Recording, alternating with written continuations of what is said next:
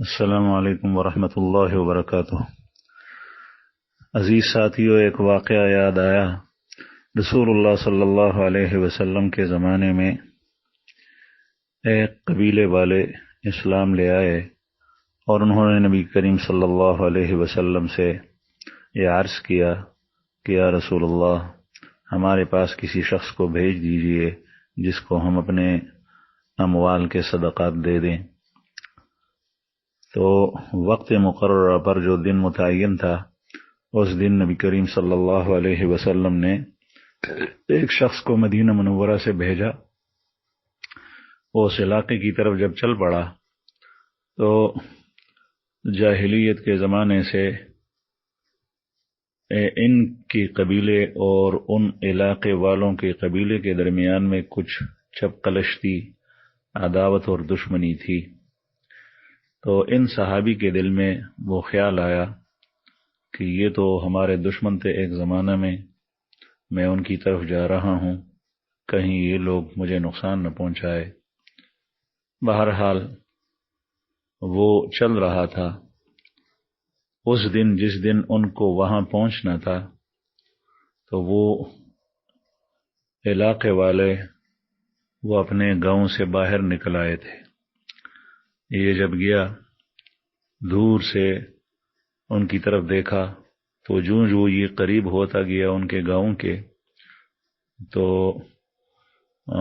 دوں اس کے دل میں خیالات بڑھتے گئے، وہی خیالات جو پہلے بیان ہو چکے کہ کہیں ایسا نہ ہو ان لوگوں کے دلوں میں میرے ساتھ عداوت اور بغض ہو اور مجھ پر حملہ آور نہ ہو۔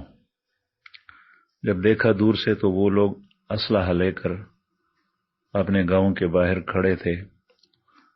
اس کی نظر جیسے ہی پڑی تو وہ وہاں سے واپس ہوا اور بھاگا مدینہ منورہ پہنچا۔ رسول اللہ صلی اللہ علیہ وسلم نے اس حال میں اس کو دیکھ کر ان سے دریافت فرمایا اور پوچھا کہ کیوں آپ اس حال میں آئے اور وہ صدقات بھی وصول کر کے نہیں لائے؟ انہوں نے عرض کیا کہ یا رسول اللہ، وہ لوگ مجھ پر حملہ کرنے کے لیے اور مجھے ہلاک کرنے کے لیے گاؤں سے باہر نکل آئے تھے۔ میں نے کسی طریقے سے ان سے جان بچائی اور واپس پہنچا۔ رسول اللہ صلی اللہ علیہ وسلم اس پر بڑے ناراض ہوئے، لیکن پیارے پیغمبر صلی اللہ علیہ وسلم کی عادت کریمہ یہ تھی کہ کبھی بھی آپ صلی اللہ علیہ وسلم نے ایک فریق اور ایک شخص کے بیان پر کوئی حکم صادر نہیں فرمایا اور فیصلہ نہیں کیا جب تک کہ دوسرے فریق اور دوسرے شخص کا بیان نہ سن لیا جائے۔ چنانچہ آپ صلی اللہ علیہ وسلم نے حضرت خالد بن ولید رضی اللہ عنہ کو ایک دستہ دے کر بھیجا اور یہ ارشاد فرمایا کہ دیکھو، ان لوگوں کے پاس جاؤ، لیکن سب سے پہلے حال کی تحقیق کرو کہ واقعہ کیا ہے۔ اگر تم لوگوں کو پتہ چلے کہ وہ اس کو قتل کرنے کے لیے نکلے تھے تو اس کا مطلب یہ ہے کہ وہ مرتد ہو گئے ہیں اور انہوں نے ہمارے ساتھ دھوکہ کیا ہے، پھر ان کے ساتھ لڑنا، اور اگر بات کچھ اور ہو تو پھر مجھے واپس بات پہنچا دینا۔ حضرت خالد بن ولید رضی اللہ عنہ مدینہ منورہ سے چل پڑے دستے کو لے کر۔ وہاں سے وہ لوگ آ رہے تھے اور ان لوگوں کو جب پتہ چلا کہ نبی کریم صلی اللہ علیہ وسلم کا قاصد ہمارے پاس نہیں آیا، حالانکہ وقت گزر چکا ہے، تو وہ اس بات کی تفتیش کے لیے اور پوچھنے کے لیے مدینہ منورہ کی طرف چل پڑے۔ دونوں دستوں کی راستے میں ملاقات ہوئی۔ حضرت خالد بن ولید رضی اللہ عنہ نے دور سے ان سے پوچھا کہ بھئی رک جاؤ، تم مدینہ منورہ کس لیے جا رہے ہو؟ اور انہوں نے کہا کہ ہم جا رہے ہیں کہ رسول اللہ صلی اللہ علیہ وسلم سے پوچھیں کہ یا رسول اللہ، آپ نے وعدہ کیا تھا لیکن آدمی ہمارے پاس نہیں آیا۔ انہوں نے کہا حضرت خالد بن ولید رضی اللہ عنہ نے کہا آدمی تو تمہارے پاس آیا تھا، لیکن تم لوگوں نے ان پر حملہ کرنے کا ارادہ کیا اور اس نے تم سے جان بچائی۔ انہوں نے کہا کہ ہم نے تو کوئی آدمی دیکھا ہی نہیں اور نہ ہی ہم نے یہ ارادہ کیا ہے، بلکہ ہم تو دیکھ رہے تھے، ہم اس دن استقبال کے لیے نکلے تھے، دو طرفہ ہم نے قطار بنائی تھی کہ ہم آپ صلی اللہ علیہ وسلم کے بھیجے ہوئے قاصد کا استقبال کریں، لیکن کوئی شخص ہم نے دیکھا نہیں، اس لیے ہم مدینہ منورہ کی طرف چل پڑے۔ بات کی وضاحت جب معلوم ہوئی، رسول اللہ صلی اللہ علیہ وسلم کو پتہ چلا، تو پھر بات حل ہوئی۔ چونکہ یہ آپ صلی اللہ علیہ وسلم کی قاصد کی اپنی ایک سوچ تھی، اس سے ایک بات معلوم ہوئی، کئی ساری باتیں اس واقعہ سے معلوم ہوتی ہے۔ ایک یہ کہ انسان کو چاہیے کہ اپنی سوچ مثبت رکھے، منفی نہ رکھے۔ منفی سوچ کی وجہ سے بہت ساری خرابیاں پیدا ہوتی ہیں، منفی سوچ کی وجہ سے بدگمانیاں پیدا ہوتی ہیں۔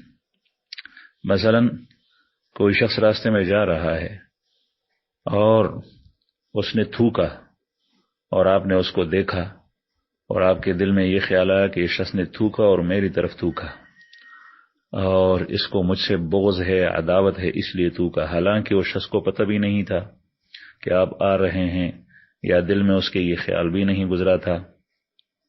تو اس طریقے سے آپ کی اس کے ساتھ اندر ہی اندر بغض اور عداوت پیدا ہوگی۔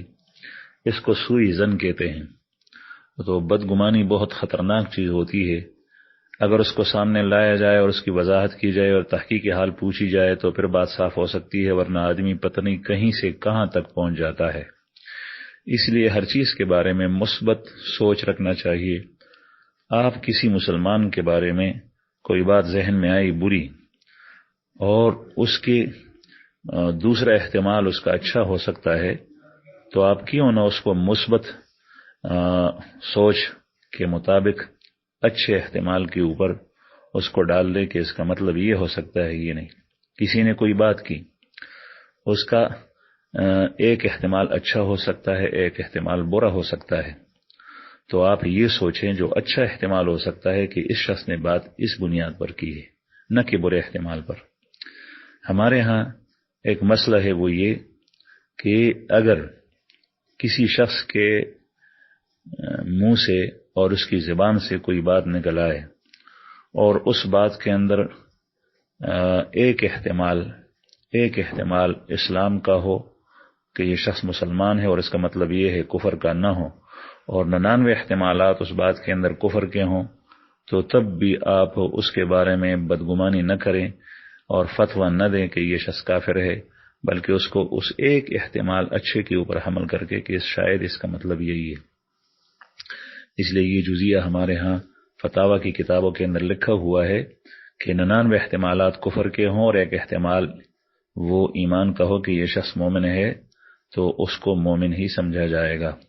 اس کا مطلب یہی ہے کہ آپ کو چاہیے کہ ہر شخص کے بارے میں آپ مثبت سوچ رکھیں۔ ہاں، بات ایسی ہو اور کام ایسا کوئی کرے کہ جس میں دوسرا اچھا احتمال ہی نہ نکلے تو وہ الگ بات ہے، لیکن جب تک دوسرا اچھا احتمال نکل سکتا ہے تو کسی کی بات یا اس کے قول یا اس کے فعل یا اس کے حرکت یا اس کے نشست و برخاست کو اس مثبت سوچ رکھ کر اچھے انداز پر اس کو حمل کرنا چاہیے۔ السلام علیکم ورحمۃ اللہ۔